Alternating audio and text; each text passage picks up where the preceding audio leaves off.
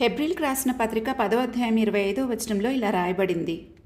కొందరు మానుకొంచున్నట్టుగా సమాజముగా కూడుట మానక ఒకరినొకడు హెచ్చరించుచు, ఆ దినము సమీపించుట మీరు చూచిన కొలది మరి ఎక్కువగా అలాగు చేయుచు ప్రేమ చూపుటకు సత్కార్యములు చేయుటకును ఒకరినొకడు పురికొల్పవలనని ఆలోచింతుము అని రాయబడింది. చివరి రోజుల్లో అంటే అంత్య దినాల్లో మనం ఇంకా ఎక్కువగా సంఘముగా కూడుకోవాలని వాక్యం హెచ్చరిస్తూ ఉంది. ఎందుకంటే సంఘం ఎదుట పాతాళలోక ద్వారములు నిలవనేరువని ప్రభు సెలవిచ్చారు. అయితే సాతాను తనకు సమయం కొంచెమేనని తెలిసి ఎవరిని మింగాలా అని తిరుగుతూ ఉన్నాడు. కాబట్టి వాడి బారిన పడకుండా ఉండాలి అంటే సంఘంతో కలిసి ఉండడమే మనకు క్షేమం. మనం ఒంటరిగా ఉండి చేసే ప్రార్థనలో, జీవించే జీవితంలో ఎన్నో వ్యక్తిగత లోపాల వలన, ప్రతికూల పరిస్థితుల వలన మన ప్రార్థనలకు జవాబు ఆలస్యం కావచ్చు. కానీ సంఘముగా కూడి ప్రార్థించినప్పుడు మన ప్రభువు సంఘాన్ని వధువుగా చూస్తూ ఉన్నారు. కాబట్టి తన వధువు యొక్క మనవిని ఆలకించకుండా ఆయన ఉండలేరు. రాజుకు ఎస్తేరు పట్ల దయ కలిగినట్లే మన ప్రభువు కూడా తన సంఘము పెట్టే మొర పట్ల దయ కలిగి ఉంటారు.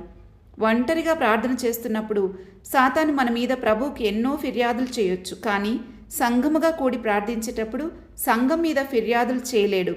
ఎందుకంటే సంఘానికి శిరస్సు యేసుక్రీస్తు, నడిపిస్తూ అధ్యక్షత వహించేవారు పరిశుద్ధాత్ములు కాబట్టి. అయితే ఈ విషయము అన్ని సంఘాలకు వర్తించదు. ఏ సంఘం అయితే యేసుక్రీస్తు ప్రభువారు శిరస్సుగా ఉండి ఆయన ఆలోచన చొప్పున శరీరమంతా నడుచుకుంటుందో, పరిశుద్ధాత్మ అధ్యక్షతలో నడిపించబడుతుందో ఆ సంఘాలకి ఇది వర్తిస్తుంది. అందుకే నా ప్రియమైన దైవజనమ, మీరు ఏ సంఘానికి వెళ్తున్నారో పరీక్షించి తెలుసుకోండి. అందుకే సంఘంగా కూడి చేసే ప్రార్థన చాలా బలమైనది. అంతేకాదు, ఇక్కడ జీవమార్గం బోధించబడుతుంది. సామెతలు 15:24లో క్రిందనున్న పాతాళమును తప్పించుకుని వలనని బుద్ధిమంతుడు పరమునకు పోవు జీవమార్గమును నడుచుకును అని రాయబడింది. కాబట్టి బుద్ధిమంతులైన వారెవ్వరైనా ఈ జీవమార్గమును బోధించే స్థలమును విడిచిపెట్టి బయట తిరగరు. బుద్ధి కలిగిన వారై ఇంకా ఎక్కువగా సంఘంలో కూడుకొని జీవిస్తూ ఉంటారు. ఒకరి విశ్వాసం వలన ఒకరు బలపడుతూ ఉంటారు. సంఘముగా మనల్ని దేవుడు నిష్కలంకులుగా చూస్తున్నాడు.